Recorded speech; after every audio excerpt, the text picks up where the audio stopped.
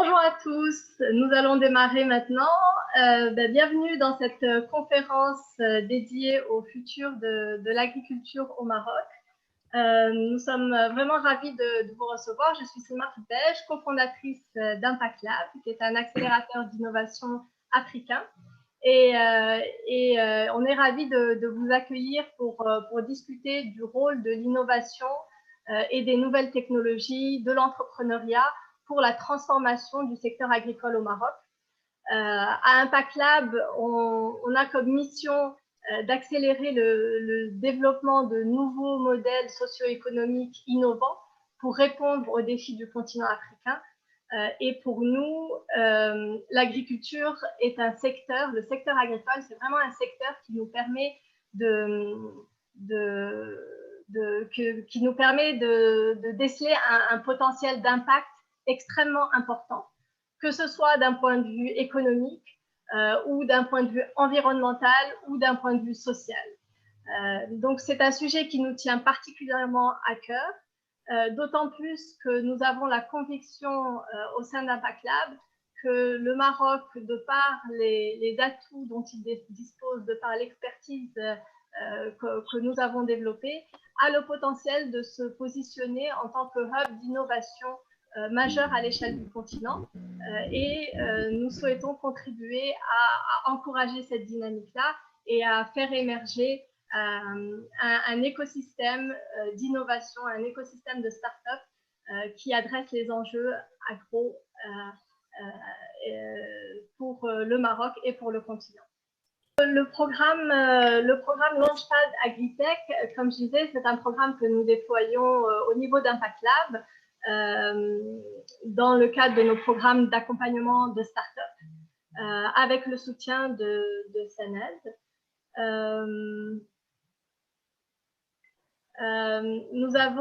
C'est un programme d'innovation avec 3 objectifs. Le premier objectif qui est d'inspirer les aspirants entrepreneurs et de les sensibiliser aux opportunités d'innovation sur la chaîne de valeur agro-industrielle. Le deuxième objectif sera de sélectionner une dizaine de startups marocaines dans l'agritech que nous allons accélérer pour leur permettre de mettre sur le marché leur prototype de solution. Et le troisième objectif sera de connecter ces startups avec des partenaires entreprises ou institutionnels dans l'objectif de collaborer pour créer de la valeur sur le terrain au niveau du secteur agro.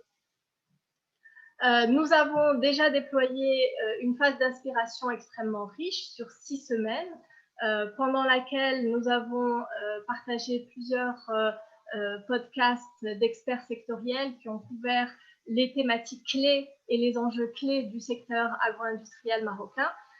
Nous avons également publié un certain nombre d'interviews de success stories de start-up à l'international pour inspirer les aspirants entrepreneurs marocains en leur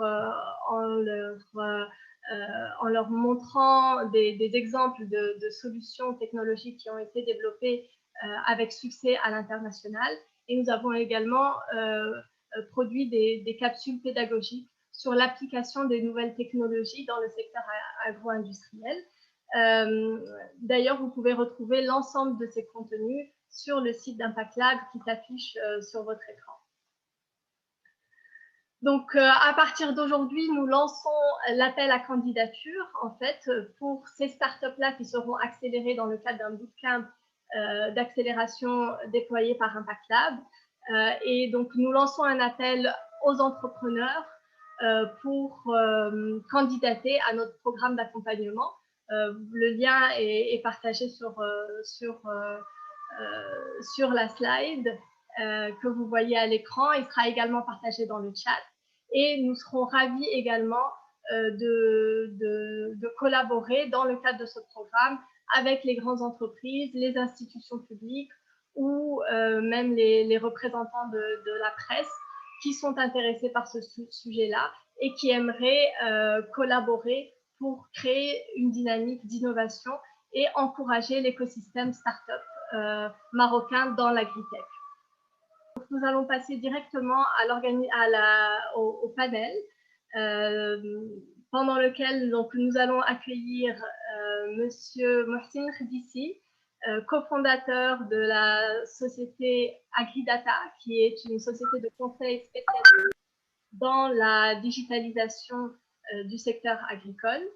Nous avons également le plaisir de recevoir Monsieur Faisal Sahbaoui, qui est directeur général d'AgriEdge, une business unit de l'OCP qui est dédiée à la digitalisation du secteur. Nous avons également le plaisir d'accueillir Monsieur Hamza Kha, qui est un entrepreneur et qui est fondateur de la start-up Sowit, une des belles success stories marocaines dans l'agritech.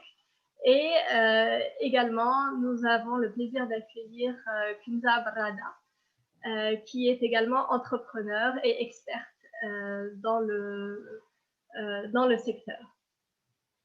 Merci à tous pour votre présence parmi nous.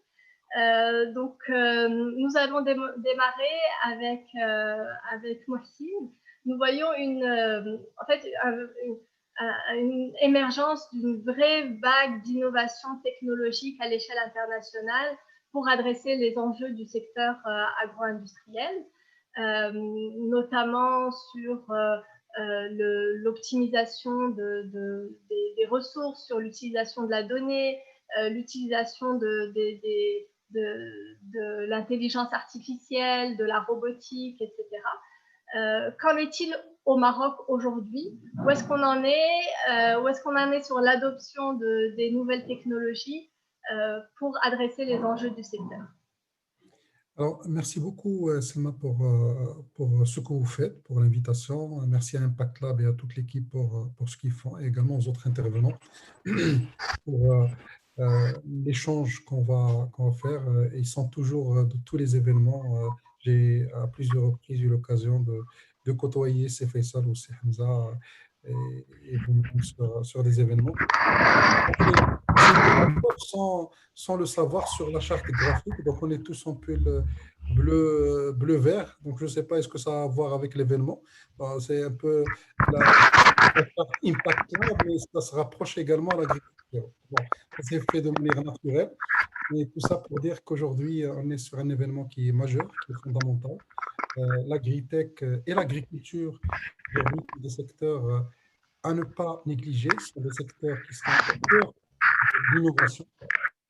L'agriculture développée, peut-être un petit son qui...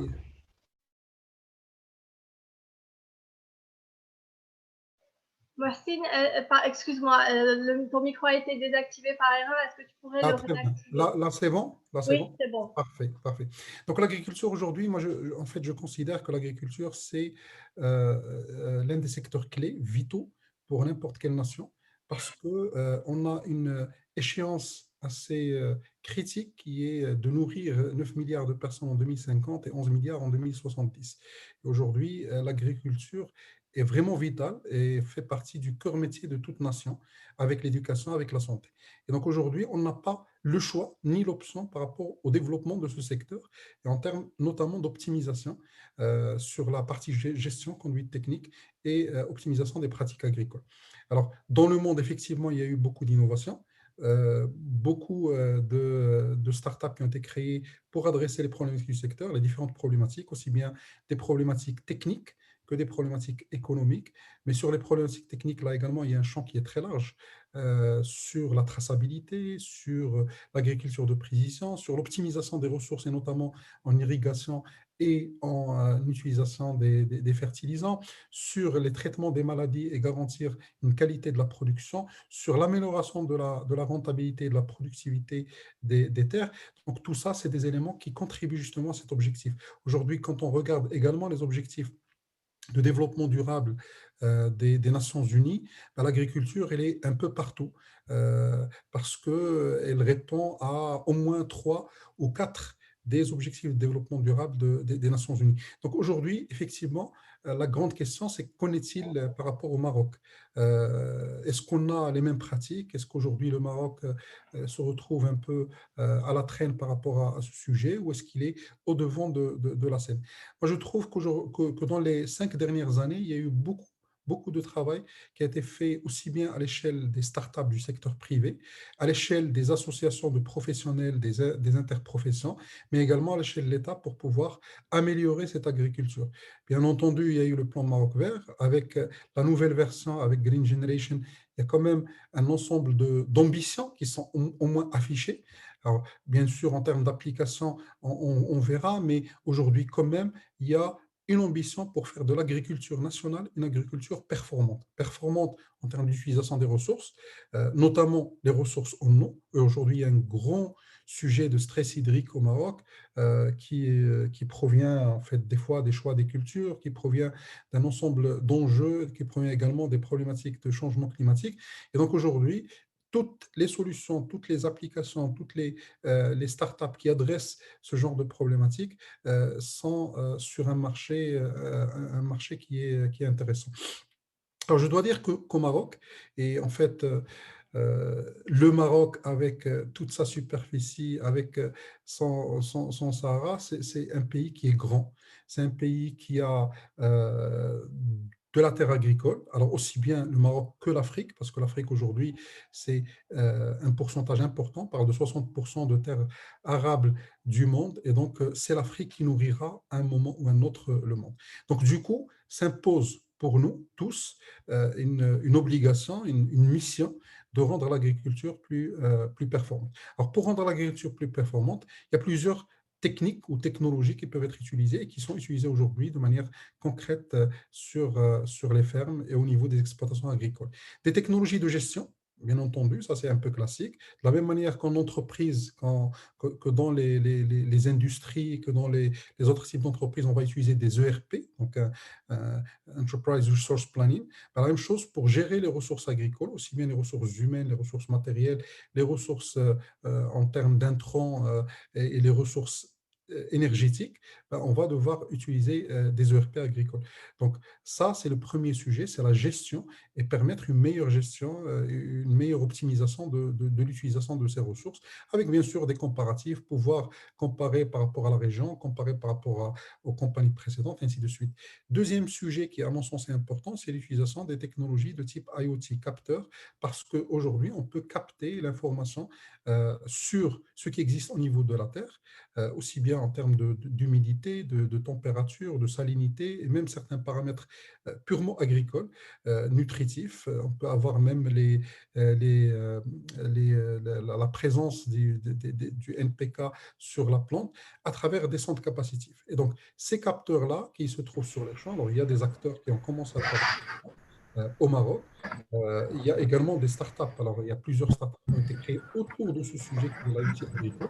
Et aujourd'hui, on a quelque part, on commence à avoir des exploitations qui sont équipées. Alors, il y a des freins en termes de spectre de fréquence notamment, mais ça commence à exister. Alors, on n'est pas encore allé jusqu'à de l'agriculture de précision, mais on commence à capter des informations, notamment les informations climatologiques avec les différentes stations météo.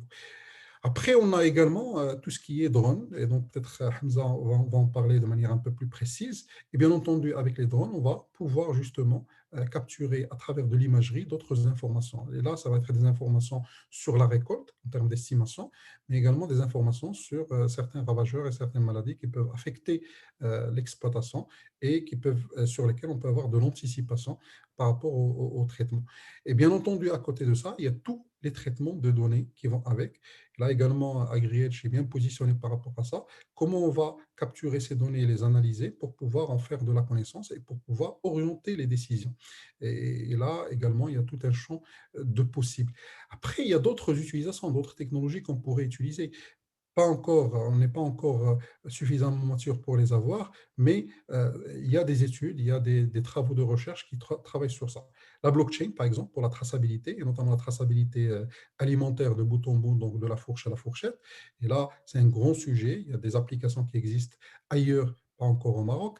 La robotique agricole, Là également, il y a des sujets de recherche, il y a des gens qui travaillent dessus, mais on n'a pas encore des applications concrètes au Maroc. Il y a également tout ce qui est utilisation de l'intelligence artificielle, notamment en lien avec l'imagerie satellite. Il y a quelques applications qui existent, mais pas encore à une échelle de production.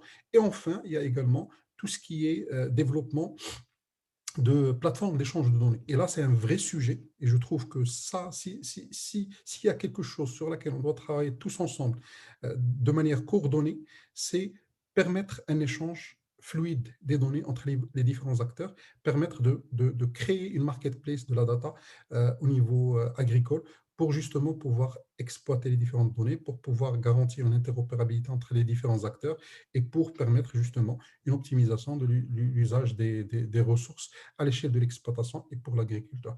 De manière globale, et juste pour synthétiser et résumer, le besoin, c'est un besoin important, pas uniquement pour l'agriculteur, mais pour toute la chaîne, pour les agro-industriels en amont, donc les agro-fournisseurs, mais également pour l'agroalimentaire en aval, pour tous les mécanismes de transformation, de valorisation des produits agricoles, pour toute la chaîne de l'export également, pour l'information et la sensibilisation agricole, finalement pour tout. Il y a un autre sujet sur lequel je crois on doit être présent, c'est la partie marketplace, c'est la désintermédiation. Et là, c'est un vrai sujet. Et je crois qu'on gagnerait énormément à fluidifier en fait le flux entre l'agriculteur et le consommateur à travers des marketplaces. Là également, il y a des projets qui ont été initiés au Maroc. Malheureusement, en termes de déploiement, ça nécessite énormément d'efforts pour pouvoir déployer ça parce que derrière, aujourd'hui, il y a des acteurs qui sont positionnés, qui existent, qui font ça. Mais de manière globale, c'est un peu les technologies qu'on retrouve aujourd'hui au niveau des champs, au niveau des exploitations et qui permettent justement d'optimiser la gestion des ressources et qui permettent d'optimiser de manière plus globale la conduite technique. Tu nous as parlé d'un spectre très large de technologies et c'était extrêmement intéressant d'avoir un peu cette vision globale. Aujourd'hui, concrètement, qui a accès à ces technologies au niveau au Maroc finalement? Est-ce que ces technologies-là sont bien implantées ou finalement elles sont entre les mains d'une minorité, disons, qui a la capacité, les moyens de déployer ces technologies? Alors, c'est une excellente question, Selma. Et bon, juste pour revenir là également sur cette question importante, c'est qu'aujourd'hui, des fois, on n'a pas le même niveau d'accès par rapport au segment d'agriculteurs. Donc, effectivement, il y a les groupes agricoles. Et aujourd'hui, ils ont tous les moyens pour pouvoir accéder à la technologie, au meilleur de la technologie, alors aussi bien au Maroc qu'avec des acteurs à l'international. Mais il y a également la petite agriculture, les coopératives, les petits moyens. Alors, quand on parle de petits ou moyens, ça peut être des superficies de 1 hectare, mais ça peut aller également à des superficies assez importantes pour les grandes cultures. Donc aujourd'hui, effectivement, ces acteurs-là n'ont pas nécessairement le même niveau d'accès à la technologie pour plusieurs raisons. Alors, des raisons qui sont liées à l'inclusion même du monde rural dans le tissu économique. Et ça, je crois que le plan Génération Green, l'un de ses objectifs, c'est également d'intégrer ce milieu et de l'inclure de manière plus globale dans son tissu et son écosystème. Il y a des raisons, bien entendu, technologiques qui sont liées à des freins par rapport à l'accès à la connexion. Aujourd'hui, il y a des freins pour accéder à la connectivité. Également, un problème financier, parce qu'aujourd'hui, les petits agriculteurs vont difficilement aller acheter la technologie alors qu'ils ont une agriculture vivrière et ils se débattent chaque jour pour avoir une production intéressante. Donc, il y a tous ces sujets qui rentrent en marche, mais il faut noter qu'aujourd'hui, c'est à l'État et aux grands acteurs, notamment les agro-industriels, de travailler main dans la main pour pouvoir intégrer cette petite agriculture dans ce champ technologique. Pourquoi? Parce que c'est dans l'intérêt de tout le monde. C'est dans l'intérêt des grands agro-industriels, parce qu'ils auront plus d'informations, plus de données, ça va leur permettre d'optimiser, d'améliorer, mais également de prévoir en termes d'estimation de récolte. C'est intéressant pour l'État parce que tous les mécanismes de subvention qui existent aujourd'hui, bah, ils vont pouvoir les suivre et s'assurer de leur application correcte et qu'il n'y a pas de fuite. C'est intéressant pour les bailleurs de fonds, notamment par rapport au financement qu'ils donnent. C'est intéressant également pour les autres acteurs, les institutionnels, donc notamment la banque, l'assurance, mais également les instituts de recherche et autres. Donc, tout le monde gagnerait à intégrer la petite agriculture dans le domaine technologique. Je crois que les startups qui existent, notamment celles qui sont présentes aujourd'hui, mais les autres, ils ont des produits, ils ont des offres pour la petite agriculture. Toujours est-il qu'il est nécessaire d'avoir ces mécanismes de subvention. Alors, je ne sais pas si vous le savez, mais aujourd'hui, on subventionne tout dans l'agriculture. Par contre, la technologie, elle n'est pas encore subventionnée.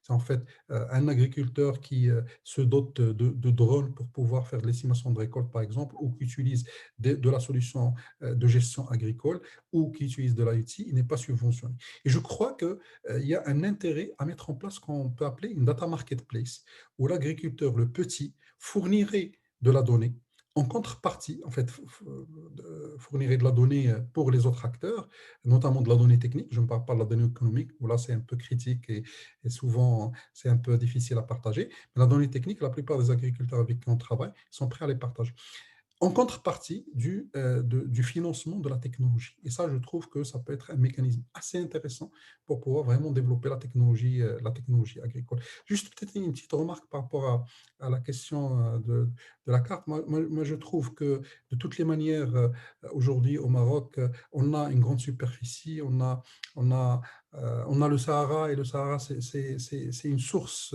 extraordinaire, naturelle, qui peut être d'ailleurs capitalisée, sur laquelle on peut capitaliser, même en termes d'agriculture. Il y a eu des expériences dans d'autres pays où on a vraiment profité même d'une zone désertique pour pouvoir faire de l'exploitation. Aujourd'hui, dans le Sahara, on a également énormément d'exploitations, notamment de palmiers dattiers, sur lesquels on peut capitaliser. Il y a des régions qui offrent même des terres agricoles à des prix très compétitifs pour pouvoir développer l'agriculture. Et donc là, c'est aux jeunes de pouvoir profiter de ces opportunités qui se créent, de pouvoir créer de l'entrepreneuriat agricole pour développer notre Sahara et développer notre pays. Voilà. Merci beaucoup, Mohsin. Faisal, je vais passer à toi. En fait, donc on a cette vue d'ensemble des différentes technologies. Et aujourd'hui, en fait, au Maroc, c'est quand même crucial qu'on continue à développer ces technologies dans le secteur agricole parce que notre secteur fait face à plusieurs enjeux. Et est-ce que tu peux nous en dire un peu plus sur les challenges, finalement, les défis du secteur agricole aujourd'hui au Maroc? Merci beaucoup, Selma, pour l'invitation et pour cette conférence que j'espère qu'elle contribuera dans la sensibilisation sur l'importance de l'agritech pour créer de la valeur dans le secteur agricole. Et c'est un plaisir d'être parmi des intervenants qui sont en fait des fondateurs de l'agritech au Maroc, que ce soit Mohsin ou Hamza, je pense, c'est parmi les premiers qui parlaient de ces nouvelles technologies au Maroc. Donc, merci donc infiniment pour cette invitation. Donc, rapidement, je voulais juste positionner donc, le AgriEdge par rapport à ce sujet avant de répondre à ta question, Selma. Donc, rapidement, AgriEdge, en fait, c'est une business unit qui a vu le jour au sein du groupe OCP dans le cadre d'un programme intrapreneurial qui a été lancé par le président directeur général du groupe. Et l'objectif de cette business unit, c'était de comment on peut aider l'agriculteur ou bien comment on peut mettre à la disposition de l'agriculteur la puissance du big data. Pourquoi on souhaitait mettre à sa disposition la puissance du big data? Parce qu'on voyait qu'il y a plusieurs challenges que rencontre cet agriculteur, que ce soit un petit agriculteur ou bien un grand agriculteur. Et on voyait que ces nouvelles technologies déjà donnaient de bons résultats dans des pays, de bons résultats dans des pays qui sont digitalement avancés. Et la question, c'était pourquoi pas ne pas aussi faire la même chose ici au Maroc. Après, le faire au Maroc ou bien en Afrique, c'est un défi qui est supplémentaire. C'est-à-dire, si des choses qui peuvent marcher, s'il y a des choses ou bien des nouvelles technologies qui peuvent marcher rapidement et facilement dans des pays qui sont digitalement avancés, au Maroc ou en Afrique, il y a un travail qui est aussi supplémentaire à faire. Et c'est là où il y a en fait un terrain d'innovation qui est extrêmement important, où les entrepreneurs sont invités pour craquer, pour trouver une réponse à la question de comment le petit agriculteur africain peut faire appel ou bien peut utiliser les nouvelles technologies tenant compte des contraintes qu'ils rencontrent, que ce soit des contraintes pour la facilité ou la difficulté d'utiliser des outils digitaux, ou bien l'accès à Internet, ou bien d'autres contraintes qui sont techniques. Concernant les défis que rencontre l'agriculture en général, et je pense que le Maroc il fait partie de ces défis majeurs. Donc, le premier défi, c'est un défi qui est démographique. Donc, comme vous le savez, la population mondiale, elle sera en 2050, on sera 9000 habitants. Et ces 9000 habitants, donc on doit les nourrir et on doit les loger. Donc les nourrir, ça veut dire qu'on doit produire plus, et les loger, ça veut dire qu'on aura moins de surface pour augmenter cette production. Donc le défi, c'est comment donc produire plus avec moins de terres arables. Et les nouvelles technologies, donc que ce soit donc des drones, des capteurs ou bien des images satellites, ils permettent en fait à apporter à l'agriculteur des informations cruciales qui l'aident dans sa prise de décision afin de prendre la décision optimale dans la gestion de sa parcelle. Donc, quand l'agriculteur commence sa saison agricole, il y a plusieurs décisions qu'il est amené à prendre. Donc, la première décision, c'est à quel moment il doit commencer donc, à quel moment il doit commencer la saison agricole, c'est-à-dire déterminer la date de semis. Et les nouvelles technologies, c'est-à-dire en utilisant des données et en utilisant donc des nouvelles technologies, on peut déterminer quelle est la date de semis optimale pour une telle culture. Donc, un exercice qu'on a fait au sein d'AgriEdge avec des partenaires et sur des travaux de recherche, on trouvait que si on rate la date optimale de semis de 2 semaines, on impacte la production de 5%. C'est-à-dire on a une réduction de la production de 5%. C'est-à-dire déterminer cette date, elle est très importante. Une fois on avance au niveau de la saison agricole, donc l'agriculteur, il doit savoir à quel moment il doit donner de l'engrais. C'est un tronc qui est important dans la production agricole. Mais à côté de son importance, il faut l'utiliser avec modération parce que si on utilise trop d'engrais, donc l'impact qu'on a, donc déjà, donc on a un impact environnemental, ça c'est d'un côté, et de l'autre côté, c'est que la terre, elle devient moins productive par la suite. Donc, du coup, il faut et si on n'utilise pas beaucoup d'engrais, donc on va impacter aussi, donc on va avoir une production qui est moindre. Donc, avec les nouvelles technologies, que ce soit donc les drones et des images satellites, on peut déterminer quelle est la quantité optimale à apporter et à quel moment il faut apporter cette quantité d'engrais. Si on parle côté, c'est-à-dire toujours en avançant sur la saison agricole, si on parle côté irrigation, donc, pour les agriculteurs qui ont des systèmes, c'est-à-dire qui ont des cultures ou bien qui ont des systèmes d'irrigation, donc, l'eau, c'est comment on va apporter de l'eau, ça impacte aussi la production qu'on réalise à la fin de la saison agricole. Donc, apporter trop d'eau, donc on va suffoquer la plante et donc la production, elle sera impactée. Et si on importe moins d'eau, moins que la quantité qu'on doit apporter, donc la production, elle sera diminuée. Donc, on aura un impact négatif sur la production à la fin de la saison agricole. Et donc, grâce à des capteurs et des outils que Mohsin en a parlé, donc on peut savoir à quel moment il faut apporter cette eau et quelle quantité on doit apporter. Toujours en continuant sur la saison, durant la saison agricole, on arrive donc à la date de la récolte. Et à cette date de récolte, elle est aussi importante de la déterminer d'une façon optimale en utilisant toujours les nouvelles technologies qui permettent de faire cela pour qu'on puisse avoir une production qui est optimale.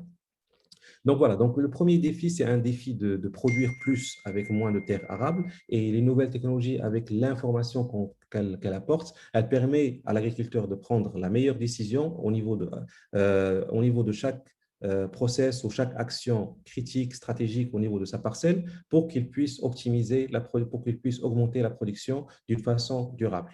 Donc, le deuxième défi, c'est un défi en fait de ressources naturelles. Et ça, c'est quelque chose qu'on a entendu parler durant l'année dernière au Maroc, vu l'impact de la sécheresse. Donc, certains barrages, ils étaient presque à sec et donc la nappe phréatique, donc elle était aussi impactée. Et donc, et comme on sait, l'agriculture, que ce soit au Maroc ou dans d'autres pays, c'est le premier consommateur de cette ressource stratégique. On est aux alentours de 80% de consommation d'eau qui est faite par l'agriculture.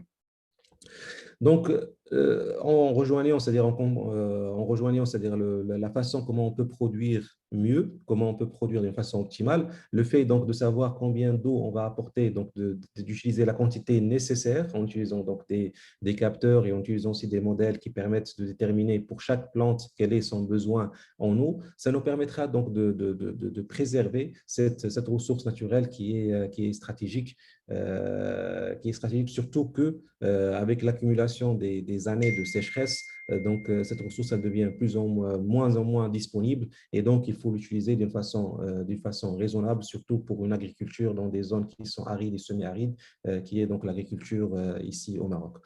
Donc le dernier, le troisième plutôt le troisième challenge, c'est un challenge qui est lié au changement climatique.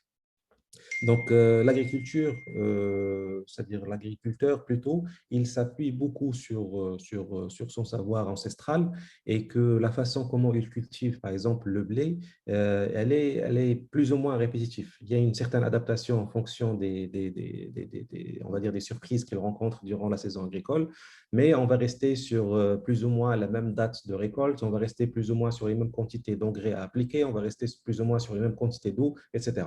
Et le fait, c'est-à-dire et donc, enfin, je dis toujours que le métier de l'agriculture, c'est un métier qui est difficile et avec l'impact du changement climatique, c'est un métier qui devient encore plus difficile. Pourquoi? Parce qu'on ne peut plus suivre ou bien reproduire le même itinéraire technique que les années d'avant. Parce que l'effet de changement climatique, c'est toujours, il y a de nouvelles informations, de nouvelles données climatiques et météorologiques qu'on doit intégrer dans le process de décision, dans notre process de décision concernant les différentes actions qu'on mène au niveau de sa parcelle. Et donc, la nouvelle technologie aussi avec l'idée de marketplace de Simxin, c'est-à-dire le fait d'avoir une grande quantité de données qu'on peut compiler concernant la côté météo, concernant le côté climatique, etc., on peut déterminer pour chaque année, pour chaque région, pour chaque parcelle, dans quel contexte cette parcelle elle évolue. Et tenant compte de cette information, on peut toujours recommander encore des quantités qui sont optimales, que ce soit pour l'engrais, que ce soit pour l'eau, que ce soit pour la date de semis ou la date de récolte, qui sont adaptées avec cette évolution climatique qui a été enregistrée dans cette région, bien au niveau d'une parcelle donnée. Donc, un autre défi, mais je ne sais pas si les intervenants, bien les participants seront d'accord avec ce défi, que la nouvelle technologie peut aussi résoudre, c'est en fait le renouvellement des générations. C'est que l'agriculture au Maroc, je parle de la petite agriculture, peut-être les grands agriculteurs ou bien les entreprises qui font de l'agriculture, c'est un métier qui font, c'est-à-dire c'est leur cœur de métier, donc ils ne sont peut-être pas concernés par ce volet-là. Mais pour la petite agriculture au Maroc, donc c'est le renouvellement des générations, c'est-à-dire l'agriculture, la petite agriculture, c'est en fait, elle se fait par héritage si on peut, et donc le grand-père, il passe le savoir-faire aux fils, aux petites-fils, etc. Et cette nouvelle génération, elle est très connectée, elle est très impactée par le digital. Et je pense que les nouvelles technologies contribueront à assurer ce renouvellement de génération d'agriculteurs. Parce que d'un côté, c'est-à-dire donc il y a cette génération qui est connectée au digital d'un côté, et de l'autre côté, c'est que tenant compte des contraintes qu'on rencontre pour une nouvelle génération avec une volonté de ne pas être sur place et d'être ailleurs tout en ayant d'être ailleurs. Donc, cette nouvelle technologie permet de superviser et de gérer sa parcelle à distance sans qu'on soit sur place. Et je pense que ça peut aider dans le renouvellement des générations, surtout des petits agriculteurs, tout en faisant de cette petite agriculture une agriculture qui est rentable. Donc voilà, donc pour résumer, donc, les défis, c'est-à-dire que ce soit au Maroc ou que ce soit dans d'autres pays africains, c'est comment on peut produire plus, mais mieux. C'est-à-dire comment on peut produire plus tenant compte de la croissance démographique et comment on peut produire mieux en réduisant les pertes et le gaspillage des ressources naturelles et en protégeant l'environnement pour qu'on ait une agriculture et une production qui est durable. Et en donnant envie aux enfants d'agriculteurs de continuer à s'appliquer dans ce métier-là. Merci beaucoup, Faisal, pour cette intervention. Du coup, Hamza, la question qui me vient après ces deux premières interventions, c'est de dire finalement comment on fait pour faire en sorte que ces technologies-là puissent être adoptées par la majorité des agriculteurs, en sachant que la majorité des agriculteurs sont des petits agriculteurs avec des petites parcelles et avec des moyens relativement limités. Tu es sur mute, Hamza. Très bien. Merci Salma. Déjà, merci pour l'invitation, pour le panel.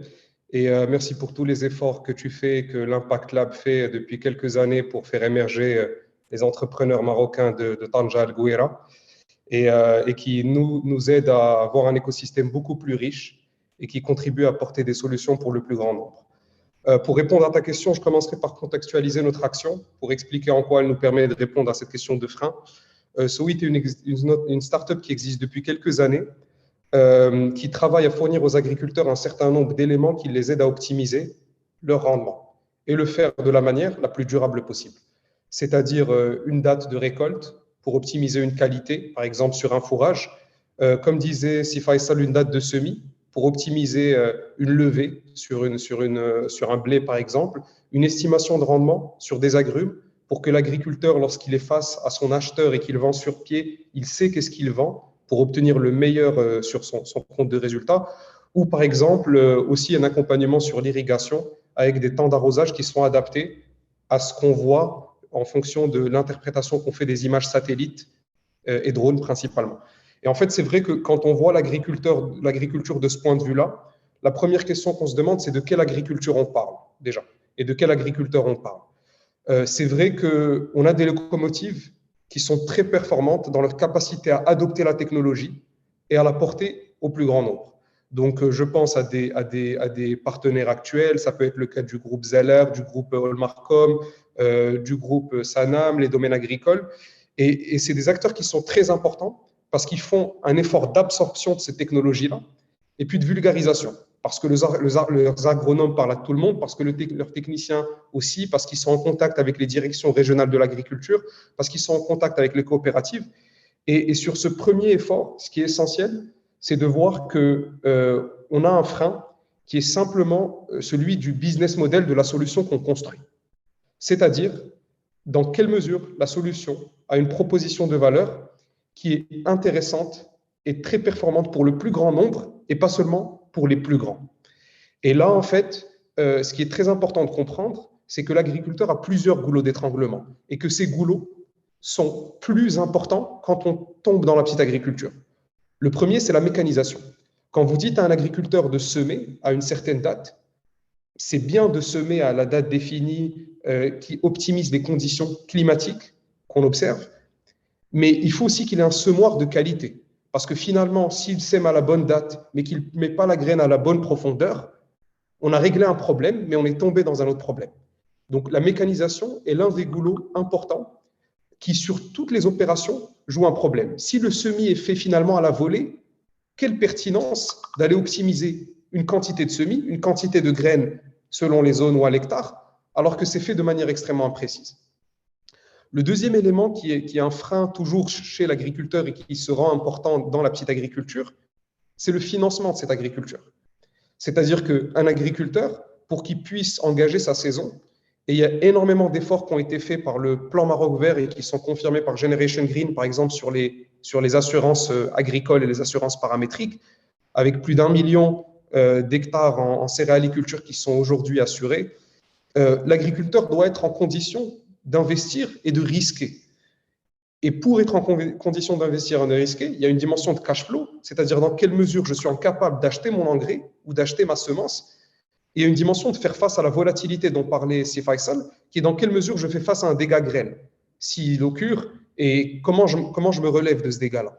Et je pense que plus on tombe dans l'agriculture, plus on a des effets et des goulots financiers qui sont importants, parce que des agriculteurs moins bancarisés, moins finalement accessibles d'un point de vue crédit bancaire, malgré que les efforts d'assurance sont énormes au Maroc, leader à l'échelle continentale sur ce sujet, et qu'ils permettent aujourd'hui de lever petit à petit ces freins, en tout cas sur certaines cultures, pas sur toutes.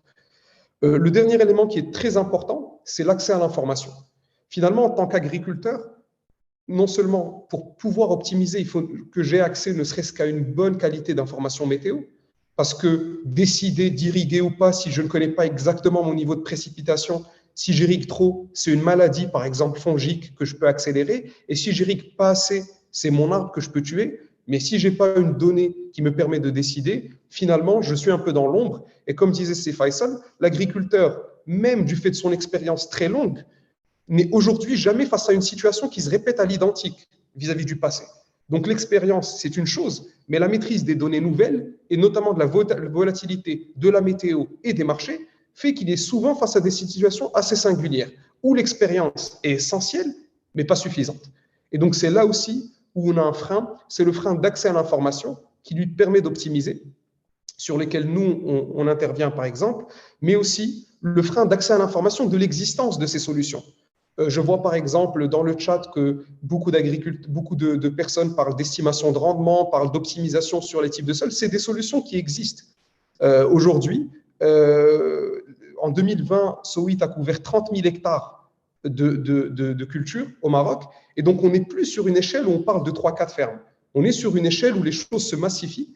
Et donc, où il faut qu'on puisse amener à l'agriculteur cette information, comme disait si Mohsin, de la manière la plus accessible possible d'un point de vue financier. Et aussi qu'il puisse finalement y accéder en tant que petit agriculteur parce qu'il n'est pas limité par ailleurs sur sa mécanisation, sur son financement ou parfois même sur la qualité de ses semences. Donc ça c'est le premier point, c'est qu'il faut faire face aux goulots et aux facteurs limitants un par un et ne pas croire qu'en résolvant un seul facteur limitant, on résout l'équation. Le deuxième point qui est très important, c'est qu'on parle beaucoup de solutions, mais dans quelle mesure ces solutions sont adaptées à l'agriculteur marocain? L'agriculteur marocain, sur l'ensemble du territoire marocain, avec un agriculteur dans le Souss qui a principalement des problématiques d'irrigation et des agriculteurs qui arrachent aujourd'hui des agrumes alors que les investissements étaient massifs, l'agriculteur dans le Gherb qui a une problématique contraire, trop d'eau, avec des problématiques d'inondation et donc des sols qui sont asphyxiés et des problématiques de maladies. Donc, de quel agriculteur on parle? Déjà en termes de culture, mais aussi en termes de type. Et je pense que ce qui est très important de comprendre ici, c'est qu'il faut adapter ces solutions. C'est bien beau des solutions qui nous viennent de partout dans le monde, mais dans quelle mesure ces solutions-là sont adaptées aux pratiques de nos agriculteurs? Parce qu'il faut savoir qu'un céréaliculteur marocain ne va pas fertiliser tant qu'il n'y a pas une première pluie après sa levée. Donc finalement, est-ce que ces solutions prennent en compte ces pratiques-là? Est-ce qu'elles prennent en compte la génétique qu'on a au Maroc? Et il faut noter les efforts, par exemple, de l'INRA de promouvoir une génétique locale avec une résistance hydrique, avec une performance en rendement. Mais est-ce que ces solutions savent comment se comporte cette génétique quand ils la mesurent à partir d'un satellite? Et donc, est-ce qu'ils savent comment cette culture se comprend pour pouvoir l'estimer et pour pouvoir orienter le producteur? Et finalement, aussi dans l'environnement, est-ce qu'on est capable de capter avec les travaux importants qu'a fait l'OCP sur la carte de fertilité des sols et les travaux en cours sur les réseaux de stations météo, est-ce qu'on est capable de capter la donnée environnementale locale de qualité pour produire ces conseils-là? Donc globalement, ce sont les freins qui existent. La bonne nouvelle, c'est qu'ils sont levés. Un effort du ministère de l'Agriculture, de plusieurs entreprises qui sont locomotives autour et qui tractent ce changement, et aussi de plusieurs petites startups comme la nôtre ou comme celles qui sont présentes dans le panel ou dans les participants, qui ont vocation à catalyser ce changement.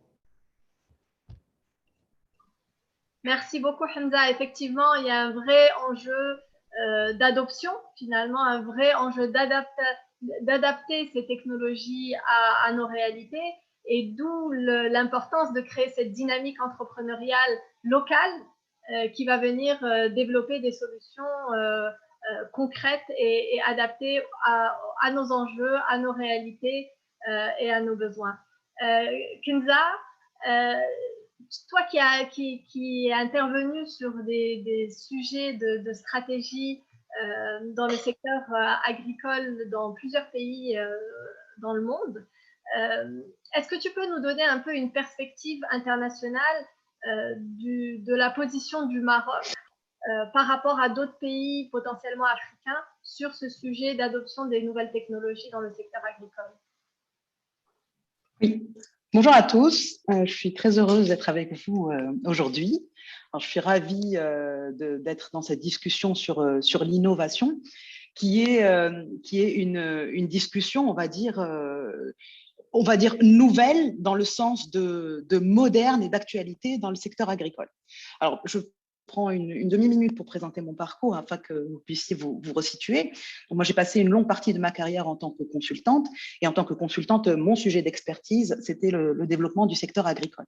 Et j'ai eu la chance de commencer par le plan Maroc Vert, donc dans sa version V1.0, donc 2008. Et puis, à partir de là, d'exporter cette expertise et ce savoir en Afrique, au Moyen-Orient, en Asie du Sud-Est, sur des enjeux de développement du secteur agricole et des entreprises du secteur agricole et agroalimentaire au sens large. Alors, depuis, j'ai créé une structure qui s'appelle WOW Project. Alors, WOW, W-A-O-W, ça veut dire We Are One World. Et We Are One World, dans le secteur agricole, c'est chaque fois qu'un d'entre nous prend une décision, fait quelque chose dans le secteur agricole, il a un impact sur les autres. Donc, il y a un impact direct. Dans le secteur agricole, produire, c'est alimenter les autres. Donc, ça, c'est la première chose. Mais dans le secteur agricole, aussi produire, ça a un impact sur notre planète au sens large. Aujourd'hui, avec les problématiques de changement climatique et de réchauffement de la planète, le secteur agricole est un peu au centre de cette problématique puisqu'il y a des enjeux de contribution aux émissions CO2 en tant que secteur pollueur, mais aussi d'impact de ces changements climatiques sur le secteur agricole. C'est un peu le serpent qui se mord la queue. Donc, dans cette structure que j'ai fondée avec d'autres partenaires, le We Are One World a cette vocation de mettre l'humain au centre des changements positifs et de mobiliser toutes les initiatives positives pour avoir un changement bénéfique pour notre environnement, pour notre planète, pour les autres acteurs et pour l'humanité de manière générale. C'est très idéal. Donc, en venant de là, donc, ce que j'ai observé dans un parcours assez international, c'est que le Maroc est extrêmement présent et pertinent en expertise sectorielle. Alors, je vais donner quelques exemples. La première chose, je me souviens quand on avait commencé à travailler sur le secteur agricole, l'Inde vivait une problématique sociale majeure qui était liée au manque de disponibilité des oignons sur le marché indien pour la consommation.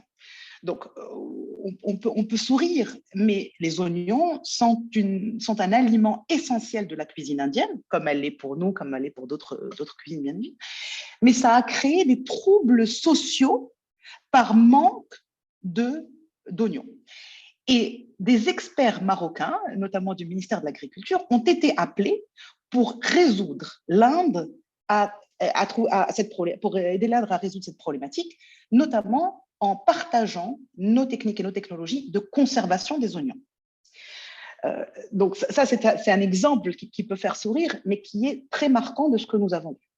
Donc, quand le Maroc a lancé le plan Maroc Vert en 2008, les experts marocains ont été appelés dans de nombreux pays africains pour aider à partager l'expérience plan Maroc Vert et aider à partager cette réflexion sur une dynamisation d'un secteur agricole qui est encore très important dans le PIB du pays, mais surtout qui est très important pour la population. Donc, on parle encore de pays qui dépendent à, on va dire, autour de 20% de leur PIB, secteur agricole, mais dont la population dépend en grande majorité. Donc, plus de 50% de la population active dépend de l'agriculture en tant que travail, mais aussi dépend de l'agriculture en tant qu'occupation si on regarde la population au sens large et non pas uniquement la population active.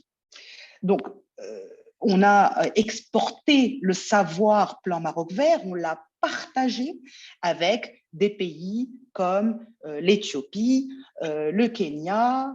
Il y a eu des projets avec le Nigeria, basés sur l'expérience marocaine, avec le Gabon, même été en Afrique du Sud, qui, sur le continent, est un peu un modèle dans de nombreux secteurs. On a été en Afrique du Sud exporter le savoir. On a été au Moyen-Orient aussi exporter ce savoir. Et on a été même en Asie du Sud-Est pour travailler sur des problématiques de sécurité alimentaire. Donc, Ça, c'est quelque chose d'acquis. Vous allez à l'international, vous allez rencontrer des experts marocains dans ce secteur. Le deuxième acquis, c'est le rôle que jouent les grands groupes marocains dans l'innovation et dans la transmission de bonnes pratiques et de pratiques innovantes. Et donc, je vais réutiliser le terme qu'a utilisé Hamza, ce sont les locomotives du secteur agricole. Donc, je vais donner quelques exemples. Alors, je donne un exemple que je connais bien, c'est celui des domaines. Les domaines ont été créés pour jouer ce rôle de locomotive dans l'innovation. Donc, je vais donner deux exemples dans lesquels ils ont joué ce rôle de fer de lance.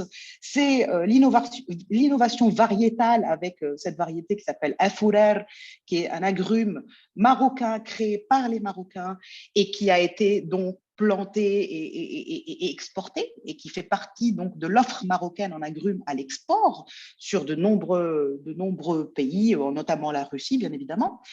Et la deuxième chose, c'est cette innovation en termes de pratiques agricoles et d'aller emmener l'agriculture dans le désert. Donc, la production aujourd'hui qui existe dans la région de Dakhla, des maraîchages, et qui compte pour une partie de nos exportations maraîchères, une partie importante de nos exportations maraîchères vers l'Europe, a été initiée par les domaines. Et après, bien sûr, les domaines ont ouvert le champ à d'autres acteurs majeurs du secteur agricole qui sont allés aussi suivre ce chemin. Il y a aussi l'OCP. Vous allez partout dans le monde. L'OCP est notre fleuron national donc dans l'industrie des phosphates.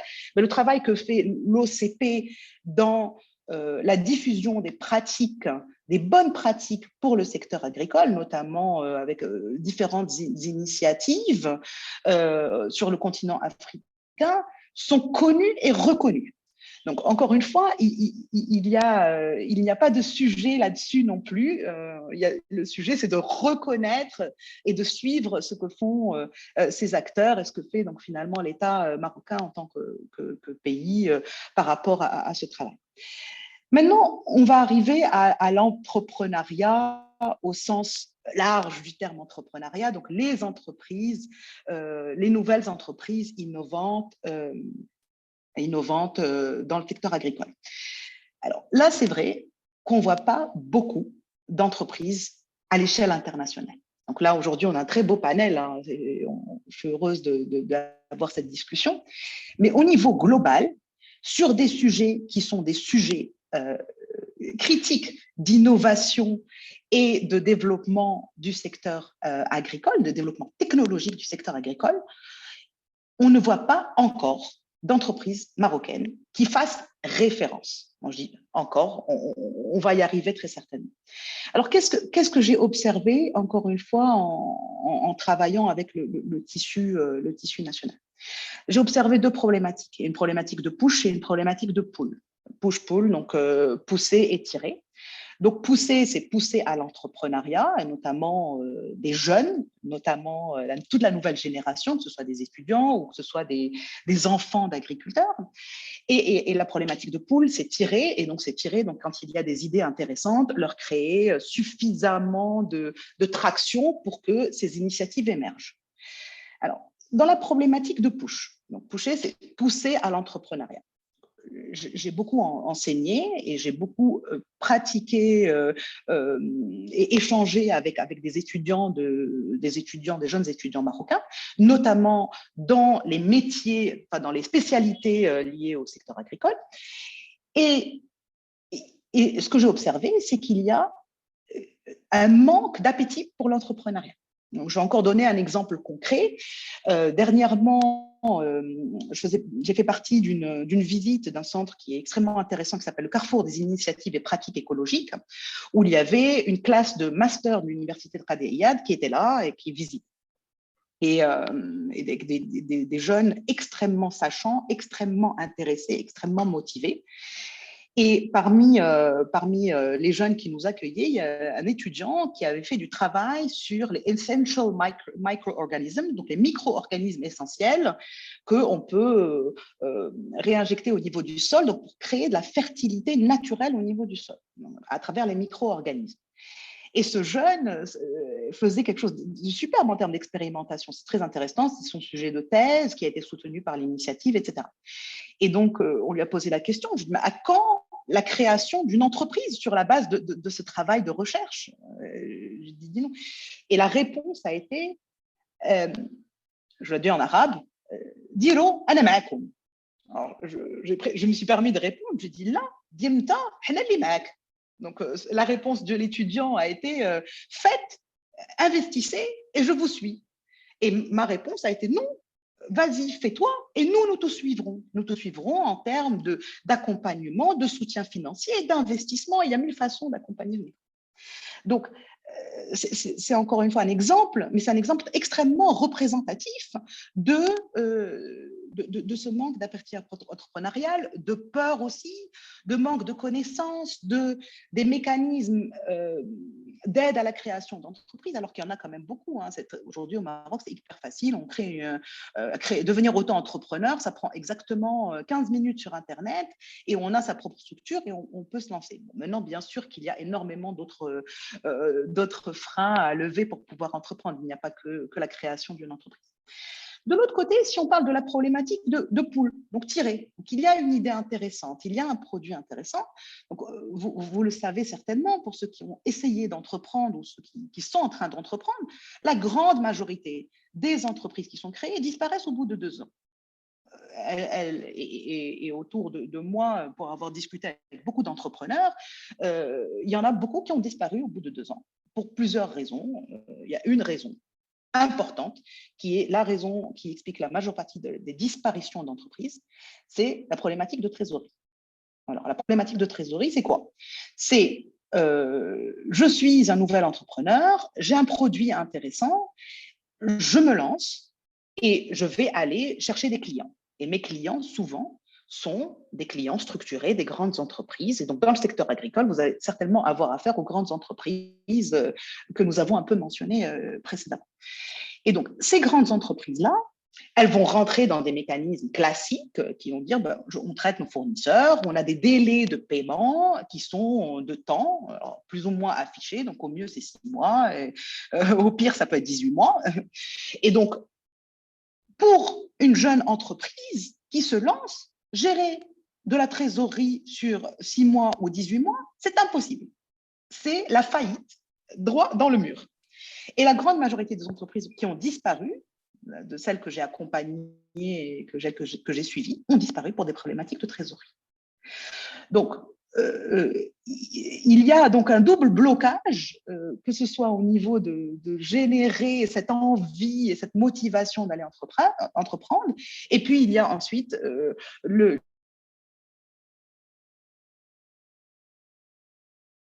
créer suffisamment de traction de commandes pour pouvoir aider ces entreprises à émerger et à se développer et à croître et à devenir elles-mêmes des champions nationaux. Alors, j'ai un autre point à mentionner sur la problématique de l'émergence de ces jeunes pousses entrepreneuriales, c'est l'international. Parce qu'aujourd'hui, quand on va aller sur de la technologie, sky is the limit. Enfin, la planète, c'est votre terrain d'action. Donc, si vous êtes sur une marketplace ou si vous êtes sur un sujet technologique, il n'y a aucune raison que vous le vendiez qu'au Maroc. Donc, il faut pouvoir vendre à l'international. Et là, on va rentrer sur une autre problématique, qui est la problématique de change et d'être une entreprise internationale qui peut vendre à l'international de la donnée, de l'expertise, etc. Voilà pour cette première perspective. Merci beaucoup, Kenza. Et effectivement, je pense que si on est tous là réunis, c'est qu'on est effectivement convaincus qu'il y a besoin d'agir pour stimuler la création d'entreprises dans ce secteur-là et d'entreprises innovantes technologiques dans ce secteur-là. Alors justement, je vais revenir à nos différents panélistes pour essayer d'avoir vos avis sur le comment.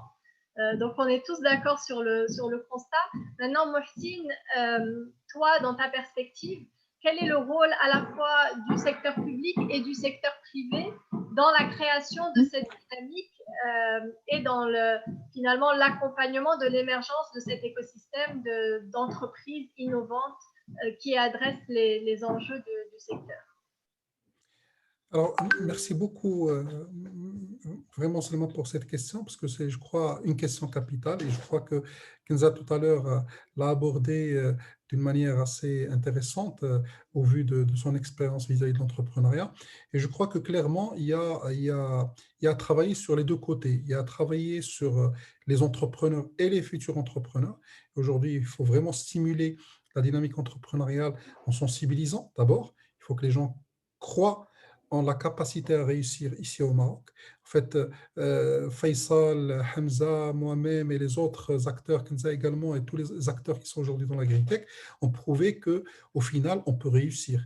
Même dans un contexte qui est un peu compliqué, difficile en termes de délai de paiement, comme a dit Kenza, même dans un contexte où, effectivement, les incentives ne sont pas à l'image de ce qui peut se faire ailleurs, mais on peut réussir. On peut réussir au Maroc, on peut également s'exporter. Aujourd'hui, des entreprises comme AgriAge, comme Sowits, également comme AgriData, ces entreprises qui s'exportent pas uniquement en termes de produits, mais qui s'exportent également en termes de savoir-faire. Et donc, aujourd'hui, par exemple, à plusieurs reprises, on a été sollicité, par exemple, par le FAO sur des interventions, sur des études que faisait le FAO. On a été sollicité par la Banque mondiale sur l'étude sur la digitalisation de l'agriculture à l'échelle nationale. On a été également donné comme exemple par la Banque mondiale sur ce sujet. C'est juste dire qu'aujourd'hui, en fait, il y a des choses qui se font intéressantes. Alors, on n'a pas encore effectivement la traction nécessaire. Et là, je reviens au deuxième volet, donc, parce que le deuxième volet, c'est un peu le rôle de l'État. Pas uniquement l'État, c'est également les grandes structures, les corporates, dans l'agro-industriel, dans l'agrofourniture. Donc l'OCP, elle a essayé de jouer ce rôle à un moment donné. D'ailleurs, AgriData a bénéficié à un moment donné d'un financement de l'OCP à travers le Fonds d'innovation pour l'agriculture de l'OCP. AgriEdge également, c'est un spin-off qui a émergé à l'intérieur de l'OCP, mais il faut que les autres agrofournisseurs, alors il y a bien sûr des essais, il y a des choses qui se font un peu par-ci, par-là, par la COSUMAR, peut-être par le Surcristal et par d'autres, mais il faut vraiment que cet effort soit beaucoup plus important. Il faut qu'on aille vite. Il faut dire qu'aujourd'hui, la technologie, elle est sur un rythme qui est beaucoup plus important que le rythme sur lequel on prend les décisions, aussi bien à l'échelle de l'État qu'à l'échelle des corporates. Alors, à l'échelle de l'État, je crois qu'aujourd'hui, avec Green Generation, il y a du potentiel qu'on doit aller capturer en termes d'entrepreneuriat agricole. Il y aura des opportunités qui vont se créer dans le secteur d'entrepreneuriat agricole de manière globale. Et puis, il y a également ces subventions qui permettent justement d'aller de l'avant. Moi, je trouve qu'il faut qu'on aille maintenant à une deuxième étape. La deuxième étape, pour moi, c'est vraiment ériger l'agritech comme un secteur stratégique pour le Maroc. C'est un secteur qui peut être exportateur et sur lequel le Maroc peut être un exemple. Pourquoi? Parce qu'on a la compétence technique agricole, on a la compétence technologique, on a une histoire d'agriculture, de savoir-faire agricole, et donc on peut vraiment, كما قلت كنزة, sky is the limit, on peut viser grand et on peut vraiment être un modèle, pas uniquement en Afrique. Je suis en train de parler en connaissance de cause parce que je connais des ingénieurs agronomes, des docteurs en agronomie qui sont aujourd'hui vraiment des références même à l'international. Il y a un exemple aujourd'hui, le chief scientist de FAO, c'est Ismaël Louafi, c'est une ingénieure agronome issue de l'école marocaine et qui aujourd'hui occupe un poste important. À la FAO également, le directeur de l'investissement, c'est un Marocain, certain Mansouri. Sur des organismes comme la BAD, comme la Banque mondiale, on retrouve souvent des experts marocains. Donc aujourd'hui, vraiment, l'agritech, à mon sens, il faut vraiment l'ériger comme priorité stratégique. Développer l'entrepreneuriat. Pour développer l'entrepreneuriat, également, une question qui est importante, c'est sortir avec des success stories. Aujourd'hui, au Maroc, je ne sais pas, on n'a pas la culture de success stories. Ceux qui sont un peu dans une certaine réussite ne veulent pas l'afficher et on ne veut pas, je ne sais pas. Donc, à un moment donné, moi, je trouve que c'est important qu'on puisse dire aux jeunes, voilà, on peut faire des choses, on peut réussir à partir du Maroc et on peut aller vers l'international. Ça, c'est très, très important pour inspirer. Mais au-delà de ça, il faut effectivement profiter des différents mécanismes. Le souci que je trouve et qui doit être débloqué, c'est un verrou, c'est le souci d'accès à l'information. Tout à l'heure, Kenza a parlé en fait, d'une faible appétence par rapport à l'entrepreneuriat. Souvent, c'est lié également à l'accès à l'information. Dans certaines régions, tout ce qu'on est en train de dire à l'échelle centrale en termes de programme d'accompagnement entrepreneurial, ils n'arrivent pas à avoir l'information. Aujourd'hui, il faut qu'on soit dans les territoires.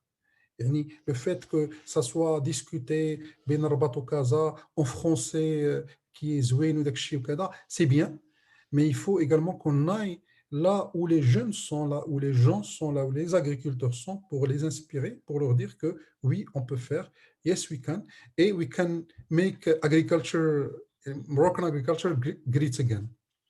Voilà. Merci Mohsin.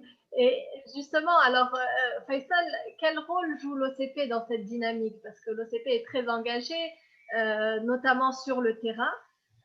Et donc à travers AgriEdge, comment est-ce que vous contribuez à cette dynamique, disons, de démocratisation des technologies, et quelle est la dynamique de collaboration? On a eu quelques questions justement sur l'ouverture à la collaboration avec des entrepreneurs, avec des coopératives, etc. Est-ce que tu peux nous en dire un peu plus? Alors, donc, par rapport à OCP, je pense que je vais donner plus d'informations sur ce que fait AgriEdge que ce que AgriEdge. Donc, rapidement par rapport à OCP, donc, comme vous le savez, l'OCP, depuis très longtemps, il contribue dans l'accompagnement de l'agriculteur et notamment le petit agriculteur. Donc, à travers un des outils qui est important, qui est la carte de fertilité, qui a été développée en collaboration avec le ministère de l'Agriculture et avec l'INRA. Cette carte de fertilité, l'important, c'est que chacun des agriculteurs, petit ou grand, quelle que soit la région où il est installé, il peut donc avoir l'information sur la nature de son sol et déterminer la quantité d'engrais dont il a besoin.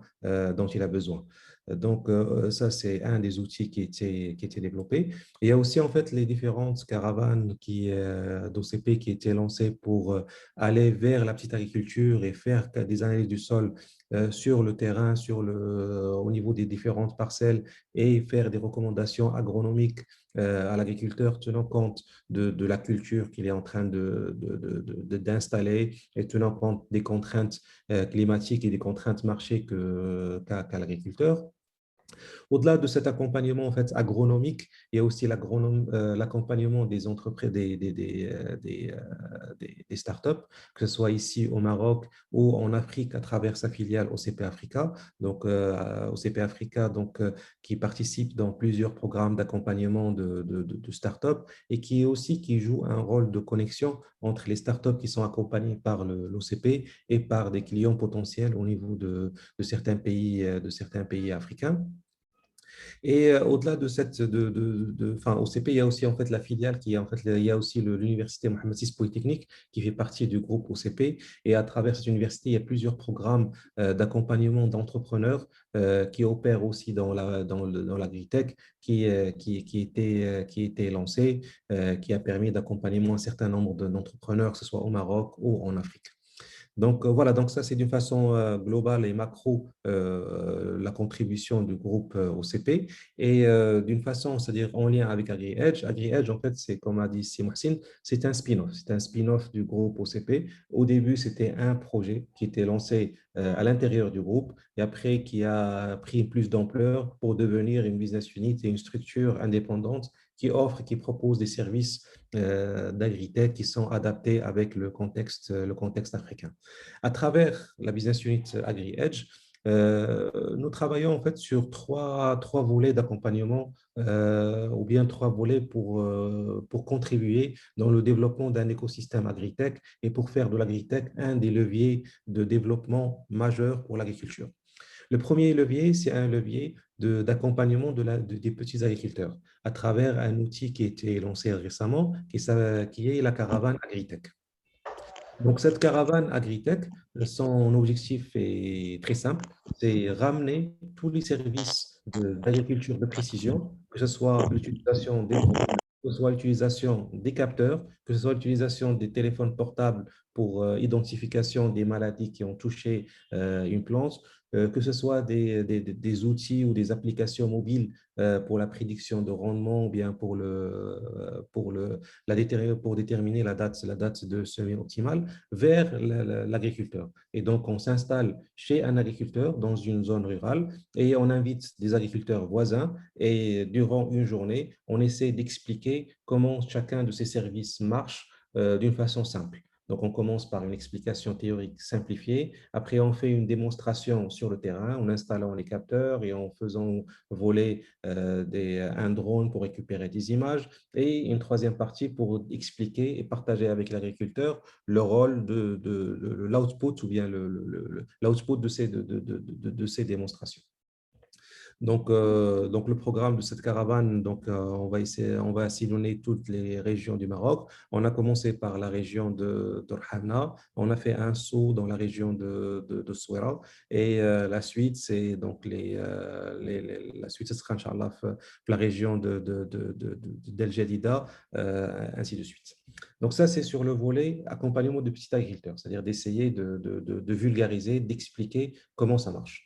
Donc ça, c'est d'un côté. De l'autre côté, par rapport aux différents services qui sont développés par AgriEdge, on essaie toujours de prévoir un service qui soit gratuit pour cette petite agriculture.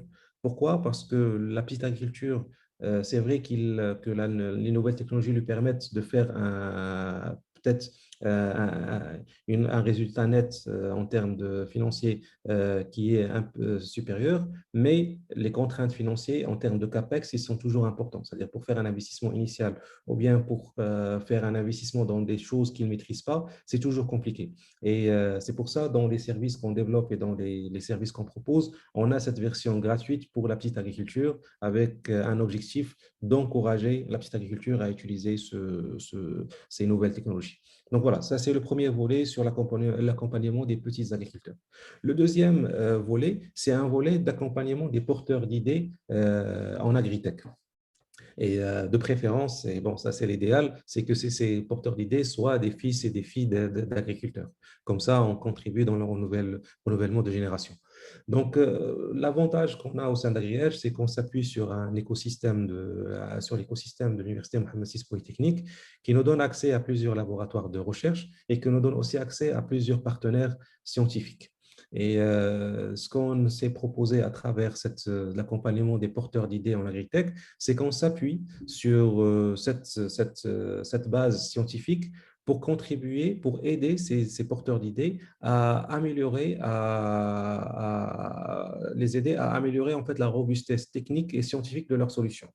Bon, c'est vrai qu'on n'a pas une contribution sur le volet business, mais on s'est focalisé sur le volet scientifique et technique à travers donc notre installation au sein de l'université, à travers les partenaires scientifiques de l'université. Le troisième volet sur lequel nous contribuons, c'est un volet qui est purement scientifique. Purement scientifique, c'est en fait la business unit qui est un spin-off d'OCP. Donc aujourd'hui, elle est installée au sein de l'Université Mohammed VI Polytechnique et elle contribue aussi dans des travaux de recherche, qui sont menés par les laboratoires de recherche de l'université.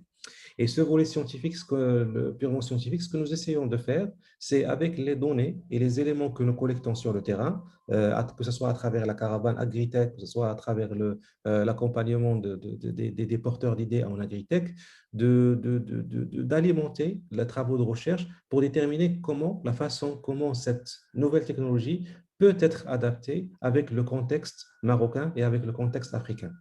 Parce que ça, c'est des choses qu'on ne peut pas importer telles qu'elles sont. C'est des choses qui existent ailleurs, mais on ne peut pas importer telles qu'elles sont. Et comme il y a un volet innovation pour craquer cette question de comment on peut faire utiliser ces nouvelles technologies par un petit agriculteur, il y a aussi un volet scientifique et sociologique de comment on peut intégrer l'information qu'on collecte dans le développement des solutions qui sont développées au sein d'AgriEdge et au sein de l'université, afin qu'elles soient le plus adaptées possible et avec le contexte marocain et africain. Parfait. Alors, donc, dans tout ça, finalement, il y a les startups, qui est un peu notre focus d'aujourd'hui. Hamza, pour toi, quel est le rôle des startups dans cette dynamique-là et de quoi les startups ont besoin en agritech pour pouvoir se développer? Donc, effectivement, je pense que si on devait retenir un seul rôle qui est essentiel, et aussi par rapport à l'expérience qu'on a eue ces dernières années, c'est de faire les ponts, en fait. C'est-à-dire qu'il y a des ponts scientifiques à construire. On a signé une convention cadre avec l'Institut national de recherche agronomique. On travaille à Qnetra, Belfa, Meknas. C'est aussi le cas, on a transféré de la recherche européenne sur certains de nos produits. Donc, il faut créer ces ponts-là pour alimenter ces produits et être sûr d'être, on va dire, à l'état de l'art dans ce qu'on déploie, à l'état de l'art scientifique, mais aussi à l'état de l'art opérationnel vis-à-vis du contrainte du marché. Faire les points industriels. Et Kenza a parlé des domaines agricoles qui ont été les premiers à couvrir l'ensemble de leur surface céréalière avec certains de nos produits, mais c'est carrément pas les seuls et on a des locomotives à toutes les échelles, communales, régionales, des agriculteurs qui sont fers de lance pour faire de la technologie un facteur d'intensification durable. Parce qu'on vit la contrainte de l'eau, on vit la contrainte de puits à 200 mètres qui ne donne plus les débits escomptés, on vit la contrainte de nouvelles maladies qui apparaissent et qui empêchent de produire, on vit la contrainte des marchés et des prix qui sont mis sous pression. Quand on pense à la filière des agrumes, par exemple des clémentines qui, il y a quelques années, avaient le vent en poupe avec des prix qui touchaient 4-5 dirhams kilo dans l'arbre et qu'aujourd'hui on est en dessous de 2. Donc c'est un certain nombre de contraintes qui sont vécues au quotidien et ces points avec l'industrie permettent de s'assurer que la start-up construit des produits qui peuvent être absorbés par un marché plus large. Et donc, elle construit une assiette qui lui permet de se soutenir en lien avec ce que disait Kenza aussi sur l'investissement qui est essentiel. Ce sont des cycles qui nécessitent une accélération, qui nécessitent des talents et qui nécessitent un investissement. Sinon, effectivement, c'est très difficile d'être à l'état de l'art international et d'aller construire à l'échelle globale. Les points institutionnels aussi. Le ministère de l'Agriculture, nous, sur l'expérience SOIT, nous a fait confiance et on travaille avec eux au quotidien sur les sujets de mise à disposition des solutions d'imagerie satellite vis-à-vis des agriculteurs via les directions régionales de l'agriculture, par exemple celle de Souss-Messa et celle de Rabat. Donc, c'est essentiel, comme c'est le cas du ministère de l'Agriculture en Éthiopie ou comme c'est le cas de la direction de l'horticulture au Sénégal, qui ont permis en fait de construire des liens qui permettent de redescendre sur la petite agriculture parce que les circuits de confiance sont préexistants et éprouvés. Et enfin, les ponts géographiques, parce qu'on est en quelque sorte les enfants de la mondialisation et qu'on porte certes le drapeau marocain en Afrique parce qu'on croit qu'il y a un savoir-faire et un génie marocain qui peut être répandu et qui peut contribuer à construire une meilleure Afrique, plus durable, plus résiliente, plus productive. Mais en même temps des ponts entre le rural et l'urbain dont parlait Mohsin, parce que c'est vrai qu'aujourd'hui, on a des équipes à Taroudant, à Midelt, à Sidi Slimane, et travailler avec un agriculteur dans cette commune, ça n'a rien à voir avec travailler avec un agriculteur dans celle-ci. Et il faut comprendre le rural, aussi dans les aspects sociologiques dont parlait Faisal, dans les aspects culturels, mais aussi dans les aspects business. On sait très bien que je ne citerai pas les communes, mais commune X prendre un chèque, on sait qu'il a 30% de ne pas être honoré. Il y a des aspects qui existent et qui font que nous, d'un point de vue business, social, culturel, on doit les gérer pour permettre de déployer les échelles. Et donc, c'est ces ponts-là qui nous ont permis en peu de temps, finalement, 3 ans, sur une dizaine de pays africains, de couvrir plus de 50 000 hectares avec une équipe de 25 personnes et de maintenir cette croissance parce que sans l'un de ces chaînons-là, on est très vite défaillant parce que l'institution ne pousse pas pour, par exemple, importer un matériel, parce que l'industriel n'absorbe pas pour le plus grand nombre, parce que le scientifique ne permet pas d'être à l'état de l'art, ou parce que géographiquement, on est dépassé par quelque chose qui se passe chez nos voisins et qui le lendemain est chez nous. Donc, globalement, je resterai sur cette idée-là de faire le pont pour les startups et qui a permis à pas mal de startups africaines aujourd'hui d'émerger parce qu'elles vont chercher le savoir là où il est et comprennent bien leur marché.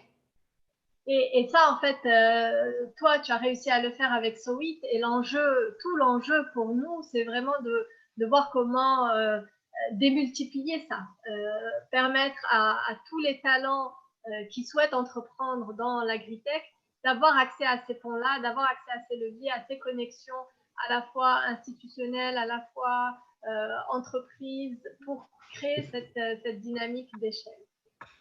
Merci Hamza. Kenza, toi, après ton passé ton passé et ton présent de consultante, en parallèle, tu t'es aussi lancée dans l'aventure entrepreneuriale et je veux bien que tu partages avec nous justement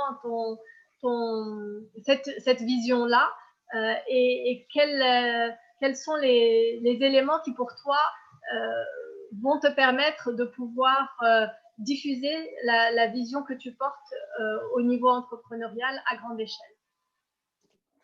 Alors oui, pour la petite histoire, moi je ne suis pas du tout Obélix qui tombait dans la potion magique quand il était petit. Donc, moi, je suis tombée dans le secteur agricole plus tard. Bon, bien sûr, comme tout le monde, je consomme secteur agricole depuis que je suis petite, mais je ne suis rentrée dans le secteur que par le plan Maroc Vert.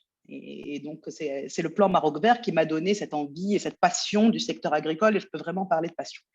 Donc, suite à cette longue expérience d'expertise et d'expertise théorique sur le secteur agricole, d'un point de vue économique principalement, à un moment donné, j'ai dit, bon, ben, maintenant, il va falloir y aller. Et j'avais besoin d'expérimentation pratique. J'avais besoin de mettre la main dans la terre et de pratiquer pour continuer à aller dans le sens de ma passion, mais aussi pour être encore plus pertinente en tant qu'expert.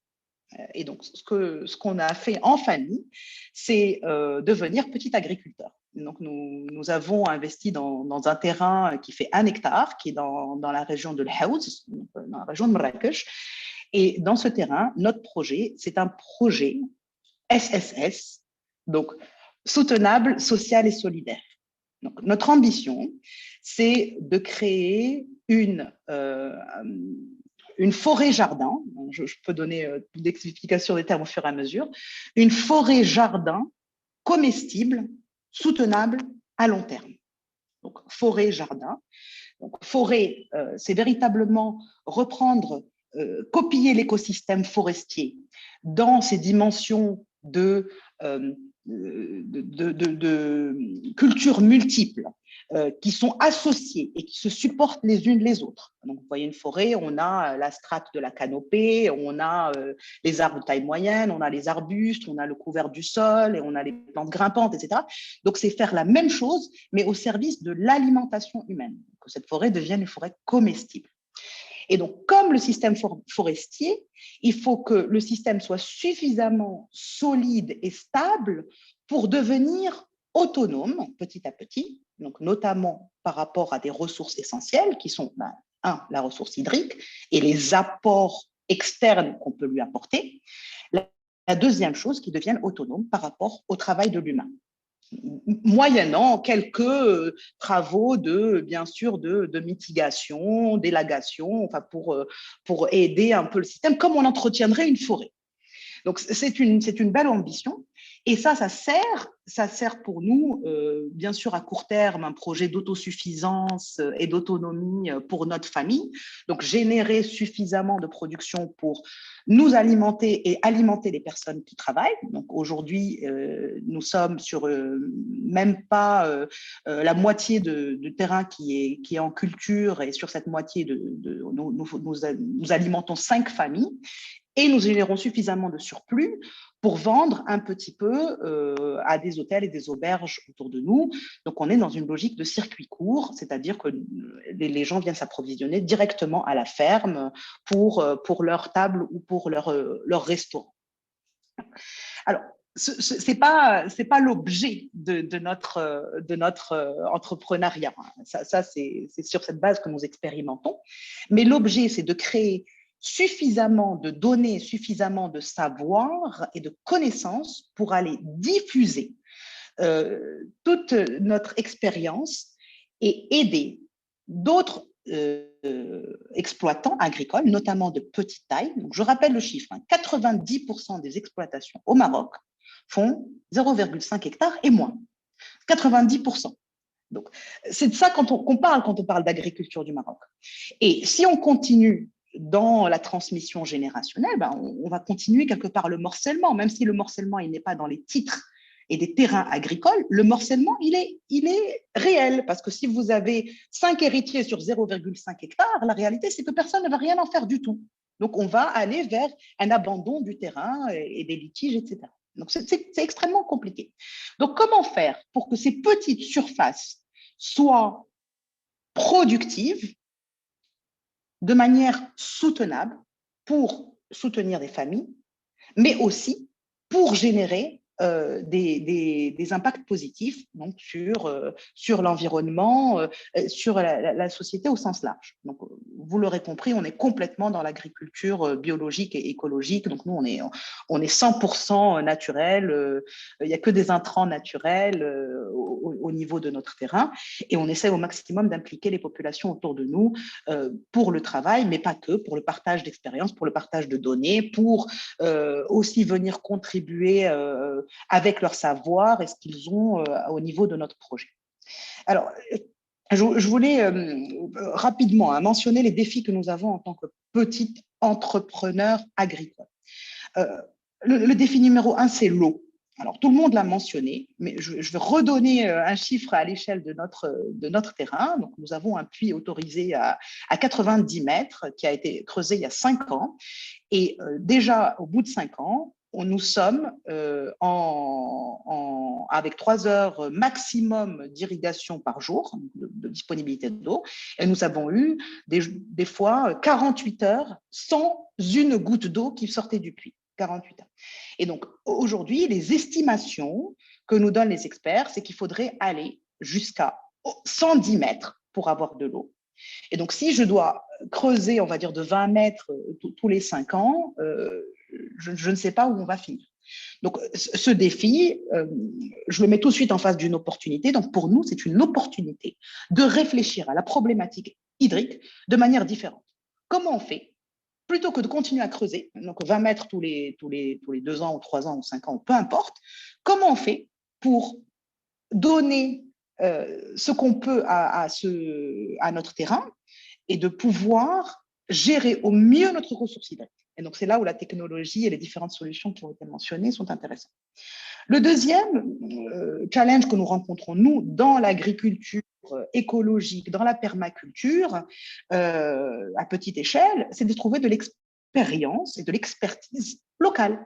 Donc, aujourd'hui, si on veut de l'expertise sur la permaculture, l'agroforesterie, eh ben, il faut aller regarder chez les Australiens, je peux vous donner plein d'exemples, chez les Australiens, chez les Européens, chez les Américains, même chez les Africains. Il y a des expériences superbes qui sont faites, par exemple, d'une initiative qui s'appelle Trees for the Future, ou d'une initiative qui s'appelle Green in the Desert en Jordanie. Donc, c'est là où on va regarder. Mais localement, on n'en a pas trouvé beaucoup. Donc, j'ai parlé tout à l'heure du carrefour des initiatives et des pratiques agroécologiques. C'est vraiment l'expert chez qui on va. Et d'ailleurs, je vous invite vraiment à regarder ce qu'ils font en termes de diffusion d'informations. Ils ont des vidéos YouTube de vulgarisation des techniques des pratiques agroécologiques qui sont exceptionnelles, vraiment exceptionnelles, de grande qualité, intelligentes. Il y a une centaine de vues par vidéo, alors qu'elles sont d'une qualité exceptionnelle. À côté de ça, vous regardez les vidéos des Français, bon, j'en suis plusieurs aussi, je peux partager les noms, qui ont des dizaines de milliers de vues. Et donc, fort dommage vu la qualité de l'information que nous avons. La troisième chose, c'est de créer une communauté d'agriculteurs motivés et qualifiés, et c'est une communauté locale. Alors, pourquoi je parle de communauté ? Donc, l'enjeu, ce n'est pas de trouver des travailleurs agricoles. Nous, ce qu'on veut, c'est créer une communauté au sens large, parce qu'il y a différentes façons de travailler. Donc, il y a des personnes chez nous qui ont décidé et qui ont voulu travailler au sens salarié. Et donc, ce qu'on crée, c'est on essaie de créer des opportunités supplémentaires. Donc, par exemple, au niveau des ventes, nous redistribuons 50% des ventes aux travailleurs. Sont entièrement distribués en forme de prix. Les autres 50% sont réinvestis au niveau du terrain. Mais il y a d'autres personnes qui contribuent de manière différente avec nous. Donc, on a des woofers. Donc, des woofers, ce sont des bénévoles qui sont logés, nourris contre travail. Donc, ils viennent passer. On a eu un super woofer qui est venu passer 6 mois avec nous, marocain d'ailleurs, qui a passé 6 mois avec nous et qui a contribué à l'émergence de notre potager et qui à côté de ça, a pu bénéficier d'une chambre, vivre avec nous, etc. Et donc, qui a été d'ailleurs confiné avec nous une partie du temps. Donc ça, ce sont les défis que nous avons. Maintenant, chaque défi a une opportunité en face. Et donc, pour faire vite, hein, pour nous, les facteurs clés de succès de notre projet, c'est un think out of the box. Donc, c'est à chaque fois qu'on a un problème, c'est essayer de l'adresser de manière innovante et de nous poser, de casser notre façon de réfléchir à la question. Par exemple, un exemple simple, au lieu d'aller regarder vers le nord et d'aller copier ce que font les Européens, les pays développés, ben nous, on essaie de regarder vers le sud. Que fait le Sud? Nous sommes en territoire semi-aride. Ce qui est intéressant pour nous, c'est d'aller copier les initiatives intéressantes au niveau du Sahel, et d'aller regarder en Afrique de l'Ouest, d'aller regarder en Afrique de l'Est. Et donc, c'est pour ça que nous regardons des initiatives comme Just Dig It, juste creuser. Donc, c'est une initiative qui fait des trous dans le sol de façon à retenir l'eau et recréer une végétation dans des territoires complètement arides. Donc, ils sont en lutte contre la désertification. On suit, comme je disais tout à l'heure, Trees for the Future, mais pas que. Le deuxième truc, c'est partager et donner du cœur. Donc, si je dis en anglais, c'est share and care. Donc, partager, c'est extrêmement important. Nous faisons partie d'une communauté mondiale parce que nous partageons sur les réseaux sociaux ce que nous faisons avec un hashtag permaculture, hashtag agroécologie, hashtag Marrakech, hashtag Morocco. Et donc, on est identifié, notre projet est identifié au niveau de cette communauté globale qui partage. Donc, nous, on partage des photos, on partage des questions, on partage des expérimentations et on apprend aussi de la communauté globale. Et ce qu'on fait aussi au niveau de Marrakech, de manière informelle, on commence à se connaître entre nous au niveau, il y a des réseaux qui sont constitués, donc on commence à se connaître et à partager aussi entre nous, et ne serait-ce que partager l'essentiel, c'est la graine. Donc nous, on est sur de la graine des agriculteurs, c'est notre propre graine, on achète de la graine fertile, qui après, une fois qu'on plante, ben, on replante notre graine. Et donc, s'échanger des graines, s'échanger des semis, c'est extrêmement important pour nous. Puis la dernière chose, c'est monitorer. Donc là, nous c'est notre vrai challenge maintenant, c'est de commencer à calculer exactement ce que nous mettons en terre, ce que nous récoltons, et de faire un vrai travail de collecte de données, de partage de ces données, comme l'ont fait des expériences. Je vous invite aussi à regarder une expérience qui s'appelle le Bec et Loin, bon, je partagerai tout ça sur le chat, qui a fait un travail super avec l'INRA en France pour montrer que ces projets sont soutenables et peuvent générer 3 000 € de revenus mensuels pour un agriculteur. Et donc, c'est extrêmement intéressant comme projet entrepreneurial. Donc, voilà pour notre expérience entrepreneuriale. Merci beaucoup, Kinza, pour ces conseils. Alors, il y a eu énormément de questions très, très intéressantes sur le chat. Donc là, ce qu'on va vous proposer tout de suite, c'est justement de pouvoir interagir de manière beaucoup plus fluide avec les différents panélistes en vous proposant de rejoindre des salles Zoom dédiées à des thématiques spécifiques. Donc, je vais juste vous afficher tout de suite les différentes thématiques qu'on va avoir avec les différentes salles. Donc, on a une première thématique où vous pourrez échanger avec Mohsin Ridissi sur l'optimisation de la productivité des agriculteurs. Une deuxième thématique sur le renforcement de la durabilité avec Hamza Fra. Une troisième thématique sur l'accompagnement des petits agriculteurs avec Faisal Sahlawi. Et une quatrième thématique sur l'inclusion dans le monde rural avec Hamza Barrada. Donc, tout de suite, on va vous proposer de rejoindre une de ces 4 salles et vous allez pouvoir poser l'ensemble de vos questions sur le chat à ce moment-là et échanger avec les experts, l'expert qui sera assigné à votre salle. Donc, on vous retrouve tout de suite et ensuite, on se retrouvera tous en plénière pour un mot de conclusion. Bonjour à tous, ravi de vous retrouver ici en plénière. Je vais redonner la parole à nos panélistes pour la petite phrase de conclusion. Et je vous j'invite l'ensemble des participants à utiliser le chat pour nous donner un mot de conclusion, un mot que vous avez retenu sur la conférence pendant que nos panélistes nous font leur débrief final. Alors, je vais commencer avec toi, Kinza. si tu peux nous donner un peu la phrase de conclusion suite aux échanges que tu as pu avoir dans la table ronde. Alors, moi, je dis inspiration. Mon mot, c'est inspiration. Et inspiration, parce que je suis inspirée par cette conversation. Certains m'ont dit qu'ils étaient inspirés par ce que je partageais, mais aussi inspiration dans le sens de juste inspirer, expirer, juste respirer et s'ancrer tout de suite, maintenant.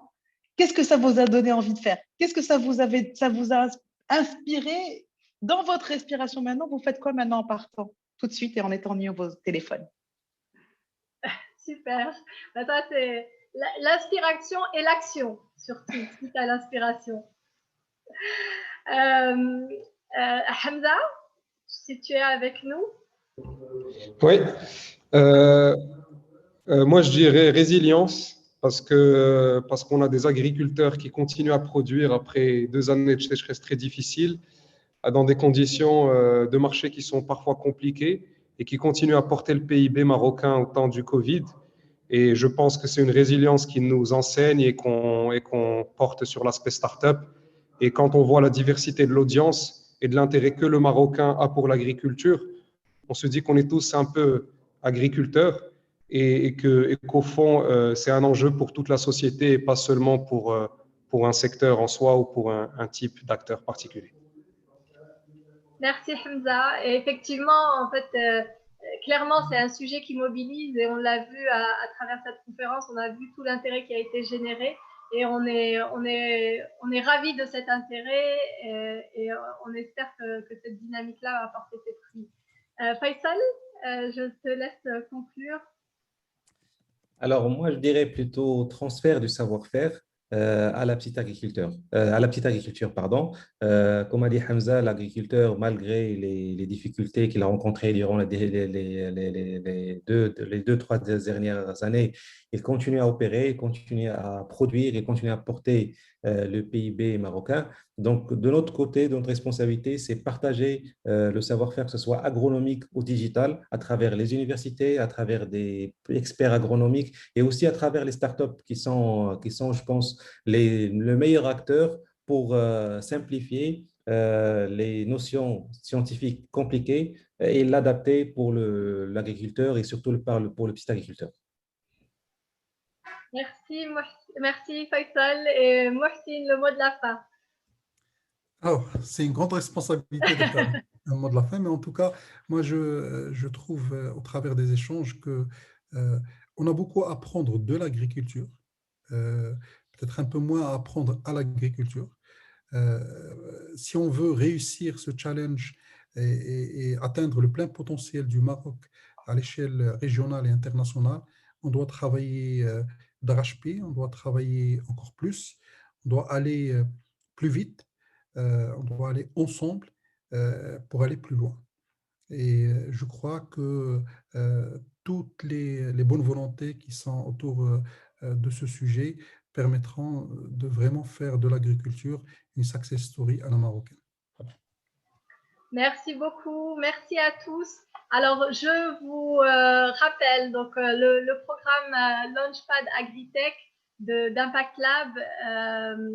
Ça a démarré il y a quelques semaines, mais l'appel à candidature démarre aujourd'hui. Je vous rappelle le lien que vous pouvez utiliser. Si vous êtes entrepreneur, vous avez un prototype de solution innovante pour la chaîne de valeur agro-industrielle, n'hésitez pas à nous contacter, n'hésitez pas à soumettre votre dossier pour accéder à notre programme d'accélération dédié qui interviendra à partir du mois de juillet. Et pour tous les autres, n'hésitez pas à continuer la conversation. Envoyez-nous vos messages à l'adresse qui s'affiche sur vos écrans. Je vais aussi en profiter pour remercier l'ensemble de nos intervenants. Merci Kenza, merci Hamza, merci Faisal et merci Mohsin pour vos contributions, le temps que vous nous avez consacré et tous ces apprentissages que vous avez partagés avec nous. Merci aux journalistes qui ont été présents avec nous aujourd'hui, qui étaient nombreux, et merci beaucoup à tous les participants qui ont joué le jeu et qui ont échangé, partagé, posé des questions, challengé. Merci pour vos contributions. et passez une excellente fin de journée. À très bientôt. Merci à tous, au revoir.